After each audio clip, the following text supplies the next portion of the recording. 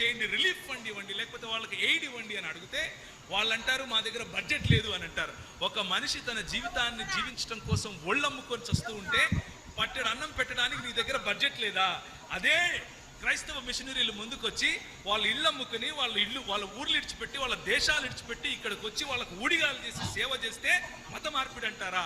ఇది దేవుని రాజ్య పని, దేవుని రాజ్యం పని ఇది. ఈ బాంచడా కమ్యూనిటీలో ఉండే వాళ్ళను వారిని బయటికి తీసుకుని రావడము దేవుని సువార్త గురించినటువంటి పని. అందులో యేసుక్రీస్తును నమ్ముకుంటావా అన్న మాట కూడా ఉంటుంది, కానీ అది మాత్రమే సువార్త కాదు అని చెప్తున్నాను. నేను మాట్లాడే మాట కొంచెం మీకు కలవరం కలిగించి ఉండొచ్చు. క్రైస్తవ మిషనరీలు అదే చేశారు.